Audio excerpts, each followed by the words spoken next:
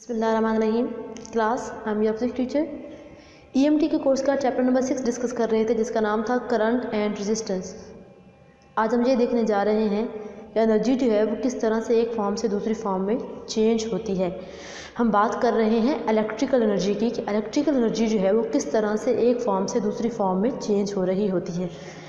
इस कॉन्सेप्ट पर ग्रिप करने से पहले हम इस सिनेरियो को डिस्कस कर लेते हैं। आपके पास कोई भी बैटरी है, कोई भी सोर्स है, उसके साथ आपने दो सिमिलर बल्ब अटैच किए हुए हैं। दो सिमिलर बल्ब अटैच करने का मतलब ये है कि इस बल्ब की जितनी पावर होगी उतनी ही पावर इसी बल्ब की होगी। और अब हम देखते हैं, अगर आपसे कोई ये पूछे कि इनमें से कौन सा बल्ब जो है वो ज़्यादा रोशनी मतलब जिसमें ज़्यादा रोशनी होगी, तो आपके माइंड में ये क्वेश्चन आ सकता है कि पहले वाला बल्ब जो है उसकी रोशनी ज़्यादा होगी, क्योंकि चार्जेस जो है वो सबसे पहले यहाँ पे पहुँचेंगे, यहाँ पे कंज्यूम हो जाएंगे और उसके बाद चार्जेस यहाँ पे पहुँचेंगे। अगर आपके पास ये कॉन्सेप्ट है तो ये कॉन्सेप्ट जो है वो रॉन्ग है। होता क्या है, चार्जेस यहाँ से मूव करते हैं। जब चार्जेस यहाँ तक पहुँचते हैं तो चार्जेस कंजर्व होते हैं, चार्जेस की तादाद नहीं चेंज होती, तो वो यहाँ से मूव करते हुए यहाँ तक आते हैं।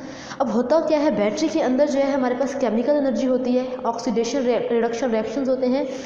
बैटरी के अंदर केमिकल एनर्जी होती है और चार्जेस क्या करते हैं, जस्ट उसी केमिकल एनर्जी को लेके मूव करते हैं। तो आप कह सकते हैं जो चार्ज कैरियर्स होते हैं वो असल में कर क्या रहे होते हैं, वो एनर्जी को ट्रांसफ़र कर रहे होते हैं from one form to another form. अब होता क्या है कि वही चार्जेस केमिकल एनर्जी को लेकर निकलेंगे, जब मूव करेंगे, डिस्टेंस तय करेंगे, वर्क करेंगे, तो होगा क्या कि उनके अंदर इलेक्ट्रिक पोटेंशियल एनर्जी स्टोर हो जाएगी। और जब मूव करते हुए यहाँ तक आएंगे, अगर यहाँ पे हमारा कोई बल्ब लगा हुआ है तो यहाँ पे क्या होंगे, ये अपनी इलेक्ट्रिक पोटेंशियल एनर्जी को हीट एनर्जी में क्या कर देंगे, कन्वर्ट कर देंगे, और इस तरह से बल्ब क्या हो जाएगा, ग्लो हो जाएगा। तो हम कह सकते हैं कि जितनी एनर्जी इस बल्ब को मिलनी है उतनी ही एनर्जी इस बल्ब को मिलनी है। हम ये नहीं कह सकते कि चार्जेस जो हैं वो जहाँ पे ज़्यादा यूज़ हो जाएंगे यहाँ तक पहुँचते हुए कम हो जाएंगे। चार्जेस तो कंजर्व ही होते हैं।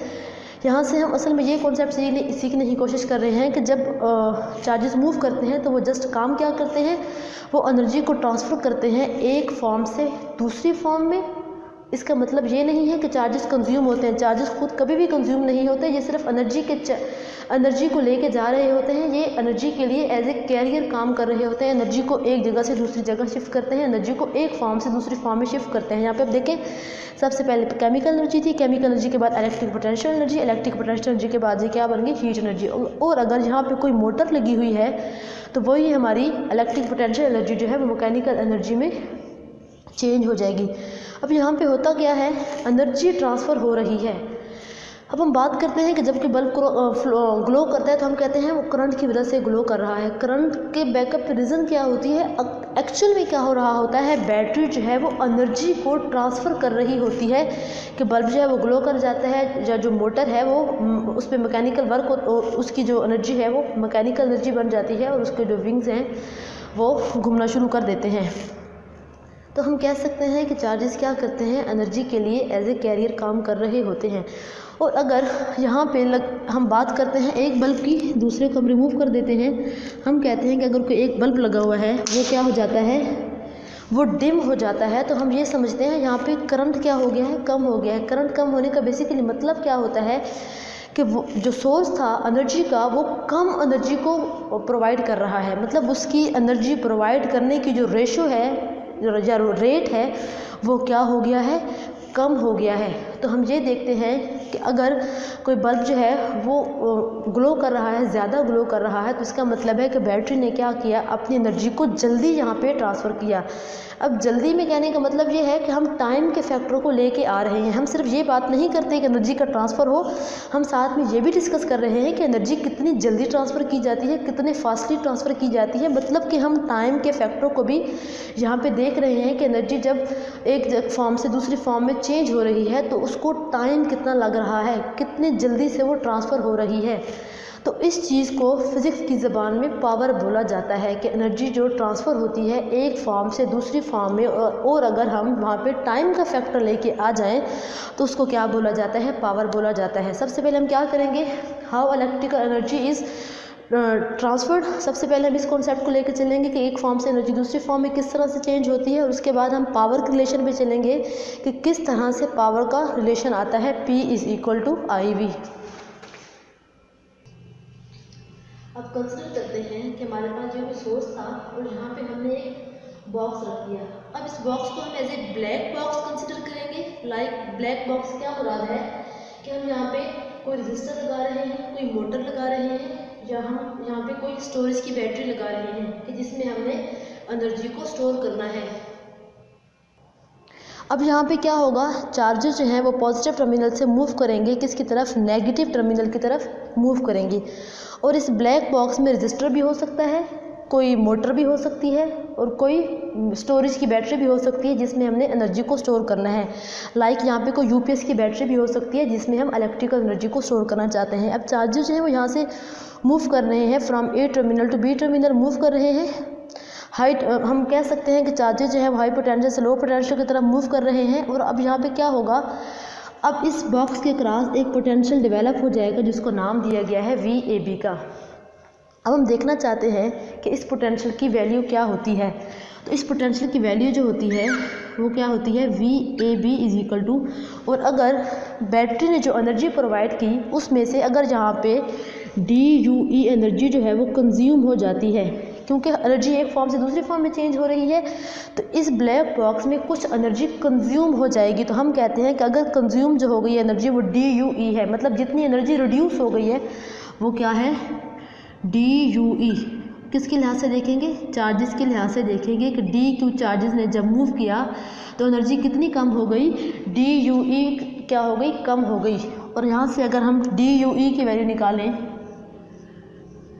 क्या आ जाएगी, VAB इंटू DQ।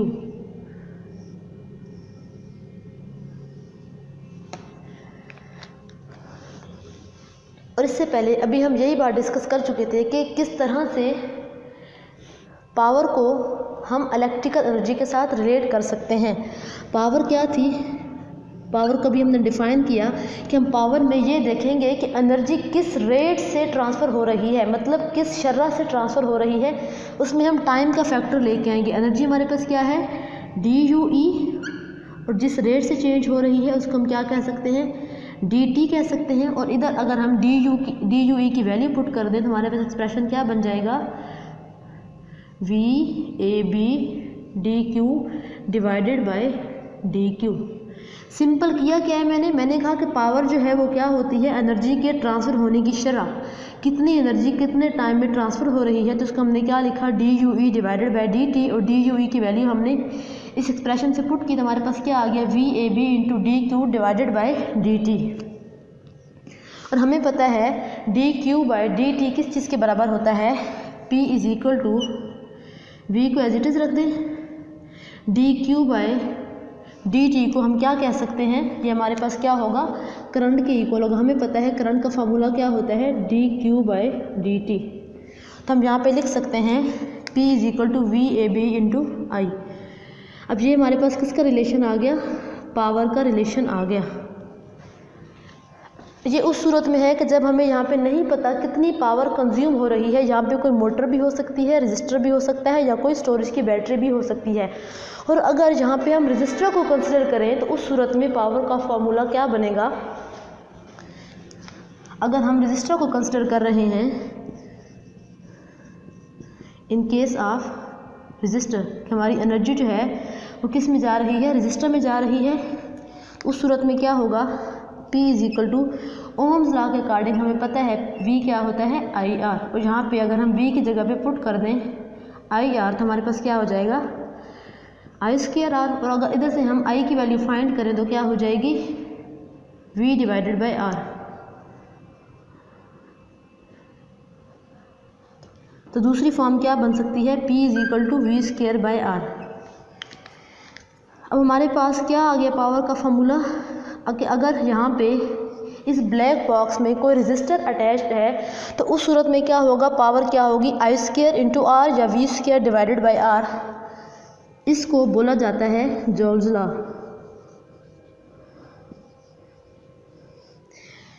मतलब इसमें यह बोला जाता है कि जब पावर ट्रांसफ़र हो रही है एक फॉर्म से दूसरी फॉर्म में, तो वो रजिस्टर में उसकी जो पावर, जो एनर्जी ट्रांसफ़र हो रही है वो हीट एनर्जी में कन्वर्ट हो जाएगी। और उसको हम इस फार्मूला से देख सकते हैं कि पावर का करंट के साथ कौन सा रिलेशन बन रहा है, डायरेक्ट रिलेशन बन रहा है, और यहाँ पे हमने करंट का स्क्वायर लिया हुआ है। तो इस इक्वेशन को और इस इक्वेशन को हम यूज़ कर सकते हैं इलेक्ट्रिकल हीटर में, आयरन में और टोस्टर में, कि किस तरह से इलेक्ट्रिकल एनर्जी जो है वो हीट एनर्जी में ट्रांसफॉर्म है। अब हम पावर का यूनिट फाइंड करेंगे कि पावर का यूनिट किस तरह से निकाला जाता है। पावर का फार्मूला क्या होता है, P = DUE divided by dt। और हमें पता है DUE हमारे पास क्या है, एनर्जी है, और एनर्जी का यूनिट क्या होता है, जूल। टाइम का यूनिट क्या होता है, सेकंड। तो हम कह सकते हैं कि पावर का यूनिट क्या होगा, जूल पर सेकंड। जूल पर सेकंड जो है वाट के इक्वल होता है। वाट किसके बराबर लिखेंगे हम, जूल पर सेकंड। कि अगर एनर्जी जो है वो 1 जूल कंज्यूम हो रही है 1 सेकंड में, तो उस मशीन की पावर क्या होगी, 1 वाट होगी। वाट जो है हमारे पास एक छोटा यूनिट है। अगर हम बात करें मेगा वाट की या किलो वाट आवर की, तो वो क्या होते हैं, बड़े यूनिट्स होते हैं। अब हम प्रूव करते हैं कि 1 किलो वाट आवर जो है वो 3.6 मेगा जूल के इक्वल आता है। किलो की जगह पे हम क्या लिखेंगे, 1 किलो वाट आवर। किलो की जगह पे हम 1000 लिखेंगे, वाट की जगह पे क्या लिखेंगे, जूल पर सेकंड, और आर की जगह पे क्या लिखेंगे, 3600 सेकंड। अब जो सेकंड है, सेकंड के साथ कैंसिल हो जाएगा, हमारे पास क्या आ जाएगा, 36 जूल। इसके साथ 5 जीरो आ जाएंगी। इसको हम सॉल्व करेंगे तो क्या बनेगा, 3.6 10⁻⁶ जूल। तो इसको हम क्या कह सकते हैं, 3.6 मेगा जूल।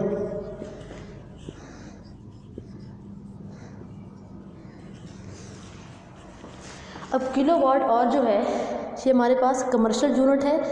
जब हम बात करते हैं कि घरों में बिजली का बिल आया है, 1 यूनिट आया है, 3 यूनिट आया है, 10 यूनिट आया है, 15 यूनिट आया है, तो हम बात क्या कर रहे होते हैं कि अगर कोई आपके घर में मशीन है, अगर उसकी पावर 1000 वाट है और वो 1 घंटे के लिए चलती है, तो तब बिजली का 1 यूनिट यूज़ होता है। तो हम कह सकते हैं कि किलो वाट आवर जो है वो एक कमर्शियल यूनिट है। इस बॉक्स पे आ जाएं। अगर यहाँ पे कोई रजिस्टर लगा हुआ होगा तो क्या होगा, यहाँ से आने वाली केमिकल एनर्जी पहले पोटेंशियल एनर्जी में जाएगी, पोटेंशियल एनर्जी में चेंज होने के बाद रजिस्टर की हीट एनर्जी में चेंज हो जाएगी। और अगर जहाँ पे कोई मोटर लगी हुई है तो इस बैटरी की केमिकल एनर्जी पहले चार्जेस की पोटेंशियल एनर्जी की फॉर्म में चेंज होगी, और उसके बाद जो एनर्जी जो है वो मैकेनिकल एनर्जी में चेंज हो जाएगी। और अगर इसी जगह पे हमने कोई स्टोरेज बैटरी रखी हुई है, लाइक यूपीएस की बैटरी रखी हुई है, तो यहाँ से हमारे पास केमिकल एनर्जी जो है वो पोटेंशियल एनर्जी में जाएगी, और पोटेंशियल एनर्जी में जाने के बाद दोबारा जो है ये एनर्जी केमिकल एनर्जी की फॉर्म में स्टोर हो जाएगी। तो इस तरह से हमने देखा कि किस तरह से एनर्जी जो है वो एक फॉर्म से दूसरी फॉर्म में चेंज होती है, मतलब law of conservation of energy भी यहाँ पे होल्ड कर रहा होता है। ये था हमारा आज का आर्टिकल, जिसमें हमने पढ़ा कि बैटरी से एनर्जी किस तरह से ट्रांसफ़र होती है। हमने ये सीखा कि बैटरी से एनर्जी को ट्रांसफ़र करने वाले क्या होते हैं, चार्ज कैरियर्स होते हैं, जो कि एनर्जी को ट्रांसफ़र कर रहे होते हैं। वो खुद मूव करते हैं और साथ में बैटरी से एनर्जी लेके निकलते हैं, और उस एनर्जी को क्या किया जाता है, यूटिलाइज़ कर दिया जाता है।